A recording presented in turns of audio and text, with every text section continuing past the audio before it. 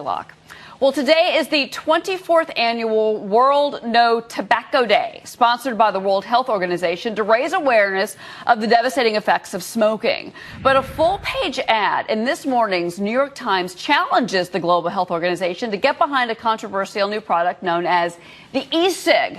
It's an electronic, non-tobacco cigarette. There it is. We're joined now for an exclusive interview by the man behind those, John Cameron. He is the younger brother of James Cameron of Avatar and Titanic fame.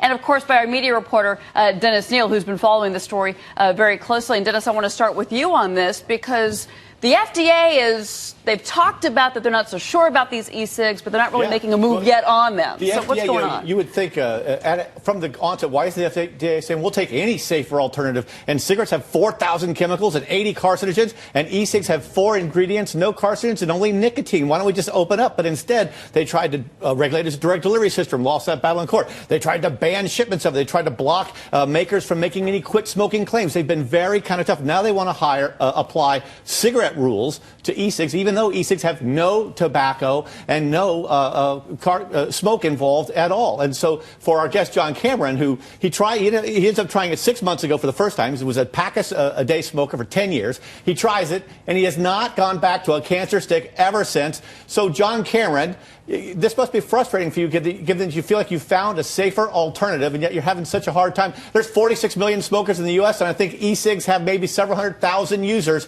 What's the basic problem, John? Well, I think the problem is just people don't understand what it is. There's a lot of misconception around electronic cigarettes. I talk to people every day about what an electronic cigarette is. I'm on the phone constantly, everyone I bump into, and most people don't realize that there just isn't any tobacco product inside of the electronic cigarette. It's a nicotine delivery system. It has 4 chemicals in it. It's got vaporizing fluid that has come from asthma inhalers that have been FDA approved for 50 years.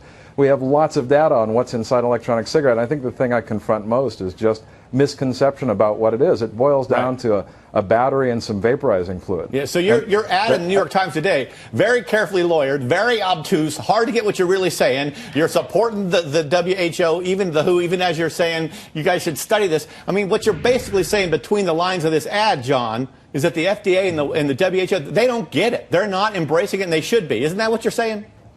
I think what I'm trying to do is open a dialogue. Ultimately, we have to talk about this. I mean, with 6 million lives on the line, I think any form of technology that moves forward that takes that into consideration, I think it's just too much for the human mind to wrap its head around. You have 6 million lives in jeopardy every year because of tobacco use, and here you have a technology that's off the shelf that you can put in people's hands tomorrow that's going to reduce that drastically, significantly. We have to fast-pace this. We have to get in front of the technology. We have to get out there in the world market. The FDA needs to get behind it. The WHO needs to get behind it. But what they need to do is establish an independent commission.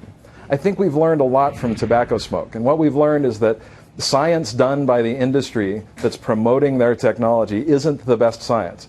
It's not in the best interest of the consumer. What we need is independent research, and we need to open that dialogue. We need to get the World Health Organization aware that this is an amazing harm reducer for the human race. The reality is it's not just the 6 million lives that you lose every year.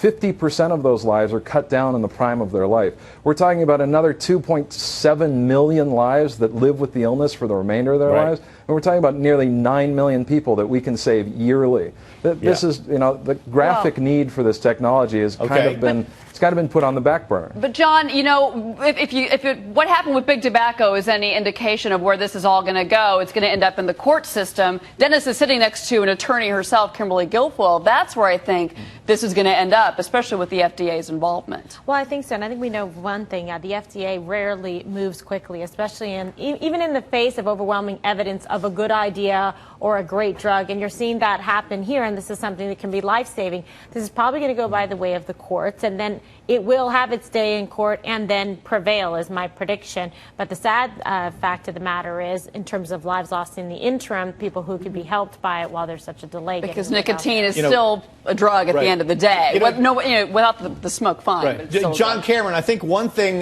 working against e-cigs is that you're caught in between. So the pro-tobacco cigarette makers don't don't want the product. And someone who sells Nicorette gum doesn't necessarily want your product. It's a rival. Yet the anti-smoking people think it's anathema and it's scandalous to think of a safer cigarette at all. And because your thing looks like a cigarette and I still get to puff on it and hold it, I think the anti-smoking people think that somehow you are giving into addiction and you're not ending it.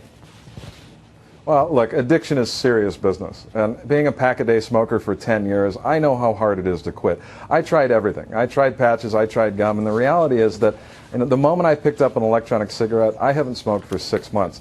For me, that's a big deal. More amazingly, I can put down an electronic cigarette whenever I choose to. So from a very personal standpoint, I know this works. This is why I got into it. 6 months ago, trying to stop smoking, instantly stopped the moment I picked up an electronic cigarette. I didn't need to go out and do the immediate data to make the connect. I figured it out on my own. Right. But in the past 6 months, in talking to everybody, what we're learning is that to get to the FDA, to get to the WHO, to get to that conversation, we have to open a dialogue. We have to make sense of this. And the reality is that we have suffered the ills of tobacco for hundreds of years, and significant research has been done. We know exactly how bad it is for us, and here we have a replacement. We have to move on this. We can't just sit idly by. John Cameron, the CEO of SafeSig. It could be a great Hollywood movie. Talk to your brother about it. Yeah. Thanks for coming on Fox Business. Of course, we'd like to thank Dennis Neal as well. Yeah, thanks for coming on, John. Great job. Thanks so much for having me. Okay, well, coming up.